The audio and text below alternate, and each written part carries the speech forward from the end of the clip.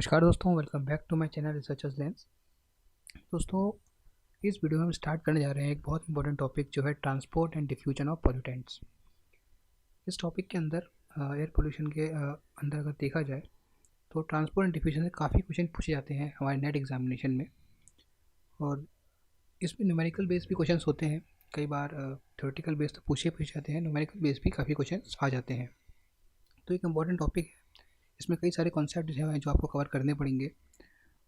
तो काफ़ी difficult students को फेस होती है इसमें करने में। कई बार गलत इसमें बच्चे कर देते हैं। बहुत इजी कॉन्सेप्ट है, ऐसा नहीं है कि बहुत ज़्यादा कॉम्प्लेक्स है, बट अगर आप इसे समझ लेते हैं तो ये आपको बहुत हेल्प आउट करेगा। इस टॉपिक से 3 से 4 क्वेश्चंस आपके फंस सकते हैं इस एक छोटे से टॉपिक से। तो उसमें क्या क्या पढ़ना है, काफ़ी कुछ है पढ़ने को, हम सारा डिस्कस करेंगे।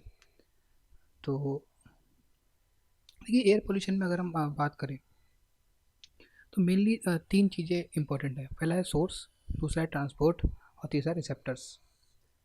सोर्स हमने जो पढ़ा हमारे अगर आपने प्रीवियस वीडियो देखी होंगी तो हमने सोर्सेज की बात की थी, जिसमें natural source, anthropogenic source, point source, non point source, पूरा डिस्कशन हमने उस पर किया। तो अगर आपने वीडियो नहीं देखी है तो आप देख लीजिएगा, तो आपको ये कॉन्सेप्ट क्लियर हो जाएगा कि सोर्स क्या होते हैं, किस तरह वर्क करते हैं, क्या इनका इम्पैक्ट है अलग अलग सोर्सेज का, कौन से कंट्रोलेबल है, नॉन कंट्रोलेबल हैं। तो वीडियो का जो लिंक है डिस्क्रिप्शन में होगा या आई बटन पर आप क्लिक कीजिएगा तो आपको वीडियोज़ मिल जाएंगी। दूसरा है रिसेप्टर। रिसेप्टर्स का मतलब उसके इफ़ेक्ट क्या है, उसका इम्पैक्ट क्या है, तो हमने उस पर बात करी है। हेल्थ के ऊपर इम्पैक्ट क्या है, अदर थिंग्स वेरियस वेजिटेशन है, ऑब्जेक्ट्स हैं, उन पर इम्पैक्ट क्या है। तो वीडियोज़ भी मैं पहले डाल चुका हूँ, तो आप उनको देख लीजिएगा। अब जो टॉपिक पे बात करेंगे वो है ट्रांसपोर्ट। ट्रांसपोर्ट जो है वो मेनली गवर्न होता है बाय मीटरोलॉजी, यानी मौसम और क्लाइमेट के अनुसार कि ट्रांसपोर्ट डिपेंड करेगा कि एक जगह दूसरी जगह पोल्यूटेंट कैसे पहुँचेगा। वो डिपेंड करेगा on the means of transport. तो ट्रांसपोर्ट या डिफ्यूजन या डिस्पर्जन में क्या पढ़ना है, जो इंपॉर्टेंट टॉपिक है यूजीसी पॉइंट ऑफ व्यू से अगर हम देखें, नेट पॉइंट ऑफ व्यू से हम देखें तो उसमें होता है left rate, inversion, mixing height, atmospheric stability, plume behaviour and plume model. तो ये कुछ टॉपिक्स हैं जो अगर आप पढ़ लेते हैं तो आई थिंक आप नेट एग्जाम में ट्रांसपोर्ट रिलेटेड क्वेश्चंस को कवर कर लेंगे। तो इन टॉपिक्स को आप पढ़ेंगे। मैं लेक्चर्स इन टॉपिक बनाऊंगा, इसके अलावा टॉपिक्स पे हम नहीं बनाएंगे। कुछ न्यूमेरिकल्स होंगे, इसके लिए मैं एक वीडियो बनाऊंगा जिसमें न्यूमेरिकल्स हम सॉल्व करके दिखाएंगे आपको कि कैसे न्यूमेरिकल्स आप अटैम्प्ट कर सकते हैं। तो इन टॉपिक्स को आप कवर कीजिएगा, अपने आप से भी कीजिएगा। हो सकता है वीडियो आने में लेट हो जाए क्योंकि मैं भी थोड़ा इसमें बिजी चल रहा हूँ। हाँ, बट इन टॉपिक्स को आप कवर कर लीजिएगा एग्ज़ाम देने से पहले। तो मैं आपको यकीन दिलाता हूँ ये टॉपिक आप कर लेंगे, 3 से 4 क्वेश्चन आपके ईजिली सॉल्व हो जाएंगे। तो सबसे पहले समझ लेते हैं कि क्या होता है ट्रांसपोर्ट एंड डिस्पर्जन। देखिए, ट्रांसपोर्ट क्या है, सिंपल वे में मूवमेंट ऑफ पोल्यूटेंट। मतलब एक पोल्यूटेंट एयर मूव करती है, आप सबको पता है, हवा चलती रहती है। तो उसके साथ, उस एयर के मूवमेंट के साथ जो पोल्यूटेंट का मूवमेंट है वही है ट्रांसपोर्ट। तो अब ट्रांसपोर्ट, डिस्पोजन और डिपोजिशन में फ़र्क क्या क्या है। ट्रांसपोर्ट क्या है, एक टाइम एवरेज विंड फ्लो की वजह से जो मूवमेंट हो रहा है, यानी कि एक जगह से दूसरी जगह पोल्यूटेंट का मूवमेंट, वो कहलाता है ट्रांसपोर्ट ऑफ मूवमेंट। ये होता है बिकॉज ऑफ विंड वेलोसिटी, यानी हवा की तेज़ी कितनी है, गति कितनी है, डायरेक्शन क्या है, इस पे डिपेंड करेगा आपका मेजरली ट्रांसपोर्ट। डिस्पर्जन होता है from because of local turbulence. But जितना देर ट्रांसपोर्टेशन रहता है, डिस्पर्जन उतना नहीं रहता है। तीसरा है डिपोजिशन। डिपोजिशन का मतलब है कि जो पोल्यूटेंट एयर में आ गया, अब वो वापस ज़मीन पे, यानी कि वापस एक स्टेबल कंडीशन में ज़मीन पे कब आएगा। वो हो सकता है प्रेसिपिटेशन की वजह से आए, हो सकता है स्कैवेंजिंग की वजह से आए, सेडिमेंटेशन की वजह से आए, यानी कि डाउनवर्ड मूवमेंट, ऊपर से अब नीचे आने का, एटमॉस्फेयर से ज़मीन पे आने के जो उसका प्रोसेस है उसे कहेंगे डिपोजिशन। तो ये 3 चीज़ें हैं, इसको आप अगर समझ लेंगे तो हम आगे बढ़ते हैं। अब आप बात करते हैं मूवमेंट ऑफ पोल्यूटेंट, यानी कि जो ट्रांसपोर्ट और डिस्पर्जन जो हम बात कर रहे थे किस तरीके से होगी। सरल भाषा में समझते हैं, horizontal movement and vertical movement. Horizontal movement यानी कि एक सीधी जगह से, मतलब अगर हम बात करें पॉइंट ए से, ये पॉइंट ए है और यहाँ से ये पॉइंट बी है। तो अब यहाँ पर मान लीजिए एक चिमनी है जिससे पोल्यूटेंट रिलीज़ हो रहा है। ये एक चिमनी मान लेते हैं हम, यहाँ से पोल्यूटेंट निकला, तो ये जो ट्रांसपोर्ट हॉरिजॉन्टल मूवमेंट हो रहा है इस तरफ, ये मान लीजिए हवा चल रही है इस तरफ की, तो ये मूवमेंट होगा फ्रॉम ए टू बी, तो ये है हॉरिजॉन्टल मूवमेंट। अभी मेनली बिकॉज ऑफ विंड हो रहा है, आपको सबको पता है हवा अगर इधर की होगी तो मूवमेंट इधर होगा, हवा इधर की होगी तो ये मूवमेंट इधर होगा। तो ये है major horizontal movement of air. तो इसमें कोई बहुत बड़ा टफ चीज़ नहीं है। समझने वाली चीज़ क्या है, वर्टिकल मूवमेंट ऑफ एयर। यानी कि अब ये आपने कभी चिमनी देखी होगी, तो आपने देखा होगा अगर एक चिमनी है और उससे धुआं निकल रहा है, तो कभी आपने देखा होगा कि धुआं सीधी लाइन में से ऊपर के लिए निकल जाता है, कभी आपने देखा होगा कि धुआं इस तरीके से चलता है, कभी आपने देखा होगा कि वो नीचे को आ रहा है चिमनी से। तो ये मूवमेंट किस वजह से हो रहा है और किस मूवमेंट खतरनाक है, क्या मूवमेंट अच्छा है इन्वायरमेंट के लिए। इन्वायरमेंट डिस्पर्जन अगर पोल्यूट निकला तो अच्छा तो नहीं है, मतलब अच्छा है हेल्थ के लिए पर्सपेक्टिव से हम कहें तो, जिससे कम इम्पैक्ट होगा हम पर। तो वो क्या मूवमेंट अच्छा है क्या नहीं है, तो वही हम समझते हैं वर्टिकल के अंदर, वर्टिकल मूवमेंट ऑफ एयर। अब ये क्यों हो रहा है वर्टिकल मूवमेंट, ये होता है because of change in density and change in temperature. जो अब ये जो यहाँ से पोल्यूटेंट निकला, जो एयर पार्सल जिसको हम बोलते हैं, ये जब निकला तो इसमें चेंज होते हैं कुछ, जिसकी वजह से इसका मूवमेंट होता है वर्टिकली, या तो अप या तो डाउन। तो इसी को हम समझेंगे, इसी से हम आगे बढ़ेंगे, वर्टिकल मूवमेंट को हम थोड़ा सा विस्तार में समझेंगे। यही हमारा मेजर ट्रांसपोर्ट से क्वेश्चन वर्टिकल मूवमेंट भी पूछे जाते हैं, तो इसी को हम आगे समझते हैं। तो वर्टिकल मूवमेंट हमारे लिए इंपॉर्टेंट है, चेंज इन टेम्परेचर हमारे लिए इंपॉर्टेंट है। ये जो हम दो चीज़ें हम समझ रहे हैं, change in temperature and vertical movement, इसी कॉन्सेप्ट को बेस हमारा बनता है लैप्स रेट। तो लैप्स रेट क्या है, वो रेट जिस पर टेम्परेचर चेंज होता है with changing in the height in the atmosphere. एक एयर पार्सल है, मान लीजिए ये एक चिमनी है, एक एयर पार्सल, इस चिमनी से एयर निकली और ये हाइट में ऊपर की तरफ बढ़ी, तो इसकी जब ये ऊपर बढ़ रही है with increasing in the height there is a change in the temperature of this air parcel. अब ये यहाँ ऊपर जाती रहेगी तो उसमें एक से टेम्परेचर में चेंज आएगा। तो इस जो जिस रेट पर ये चेंज आएगा, मान लीजिए यहाँ पर इसका टेम्परेचर 50 डिग्री सेल्सियस है और ऊपर जाते जाते 40 डिग्री सेल्सियस हो गया। अभी कितने किलोमीटर पे हुआ, तो ये जो रेट है इसी रेट को हम बोलते हैं लैप्स रेट। लैप्स रेट का नोमेनक्लेचर क्या है, inversely related to it change itself. यानी कि लैप्स रेट अगर पॉजिटिव होगा यानी कि टेम्परेचर डिक्रीज हो रहा है। इसको समझना थोड़ा सा कॉम्प्लेक्स है, बस समझने की कोशिश कीजिएगा। क्या अगर हम कहते हैं कि लैप्स रेट इज़ पॉजिटिव, इसका मतलब है नीचे से ऊपर जाते वक्त टेम्परेचर इज डिक्रीजिंग, जैसा कि इस केस में हो रहा था जो मैंने एग्जांपल आपको दिया, यहाँ से 50-40 हुआ तो ये है पॉजिटिव लैप्स रेट।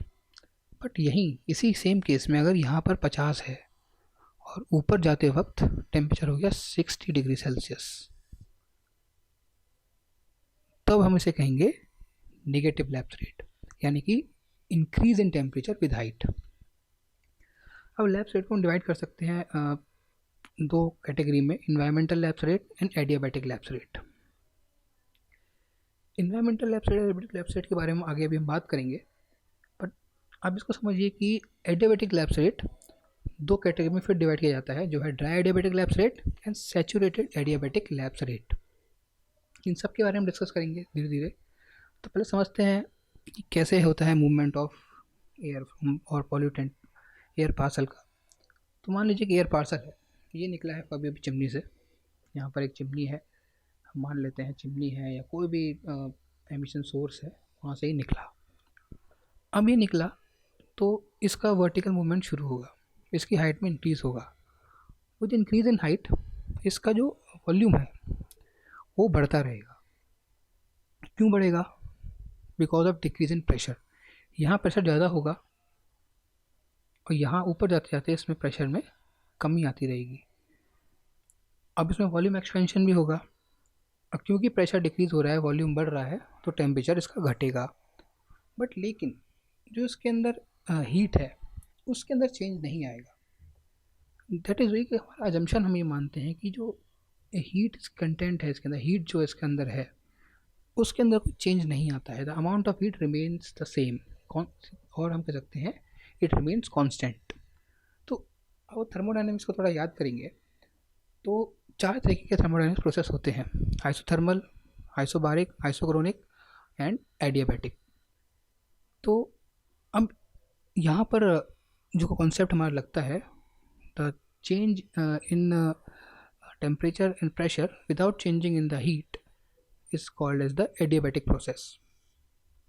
तो इसी बेसिस पे ये हमारा एडियाबैटिक सिस्टम एयर पार्सल काम करता है, यानी कि it is a adiabatic process because the amount of heat remains the same. तो अब हम समझते हैं ड्राई एडियाबैटिक स्लैब्स रेट क्या होता है। So the negative the temperature gradient establish as air dry ascending in the atmosphere. कोई ज़्यादा अब इसमें समझने की चीज़ बची नहीं है, यानी कि ऊपर जाने पर the decrease in the temperature का कम होना ड्राई एयर के, उसी को हम कहते हैं ड्राई एडियाबैटिक स्लैब्स रेट। तो एक बहुत लंबी चौड़ी क्वेश्चन है इसको सॉल्व करने की, एडियाबैटिक थर्मोडायनेमिक प्रोसेस के थ्रू इसको हम सॉल्व करते हैं, काफ़ी लंबा चौड़ा प्रोसीजर। उसके बाद जो हमारी वैल्यू निकल के आती है, और air with a molecular weight of 29 with specific heat ratio of 1.41, अगर हम उसको यहाँ पुट कर देते हैं तो then it's goes to 0.095 degree Celsius per 100 metre, जो कि approximately 1 degree Celsius per 100 metre हम ये मानते हैं। और अगर हम इसे किलोमीटर के वे में देखें तो then it is 10 degree Celsius per 1000 metre. अब मान लीजिए यही एयर, इस एयर में जो ड्राई थी, अब इसमें आ जाता है मॉइस्चर कंटेंट। तो मॉइस्चर कंटेंट के आने पर जो इसका जो कूलिंग का रेट है वो थोड़ा कम हो जाता है। अब वो क्यों कम होता है? क्योंकि जैसे ही एयर हवा में ऊपर पहुंचती है तो उसके अंदर मॉइस्चर कंटेंट है, ड्यू पॉइंट पे आने पे उसके अंदर सेचुरेट हो गई वो। अब ये जब ऊपर जाएगी, ऊपर जाने पे जो वाटर वेपर प्रेजेंट हैं वो कंडेंस होना शुरू होंगे। जब वाटर वेपर कंडेंस होते हैं तो वो निकालते हैं लेटेंट हीट। तो लेटेंट हीट निकलने की वजह से जो उस एयर का टेम्परेचर है, जो वाटर से लेटेंट हीट रिलीज़ हुई, वो उस टेम्परेचर को इंक्रीज़ कर देती है। अब यानी कि नीचे से ऊपर जाने पर टेम्परेचर कम भी हो रहा है और साथ साथ लेटेंट हीट आ गई, तो वो उसका जो और टेम्परेचर थोड़ा सा बढ़ जाता है। तो जो डिक्रीज़ है, चेंज इन टेम्परेचर है, वो थोड़ा कम हो जाता है, तो रेट अपने आप ही कम हो जाता है। देयरफॉर इसकी वैल्यू जो है वो वेरी करती है 3 to 6 डिग्री सेल्सियस पर किलोमीटर। तो ये दो कॉन्सेप्ट आप समझ गए होंगे, dry adiabatic lapse rate and saturated adiabatic lapse rate. फिर हम बात करेंगे इन्वायरमेंटल लैप्स रेट की। अब रियल टाइम में अगर हम बात करें, रियल लाइफ में अगर हम बात करें या रियल एटमॉस्फेयर की हम बात करें, तो वो सेल्डम ही एडियाबैटिक होता है। हमेशा एडियाबैटिक को ऐसा ज़रूरी नहीं है, कुछ कंडीशंस पे वो एडियाबैटिक की तरह बिहेव करता है, but 90% of time it's not adiabatic. तो रियल एटमॉस्फेरिक लैप्स रेट को हम कभी कभी कहते हैं, जिसको ड्राई एडियाबैटिक लैप्स रेट को अगर हम रियल कंडीशंस में देखें तो वहाँ उसे कहेंगे real atmospheric lapse rate. But क्योंकि जो ये वर्ड आता है, ALR आता है, तो कई बार कन्फ्यूजन होता है उसको एडियाबैटिक के साथ। तो उसको थोड़ा ईजी करने के लिए, समझने के लिए, इसको एक टर्म दिया गया, इन्वायरमेंटल लैप्स रेट।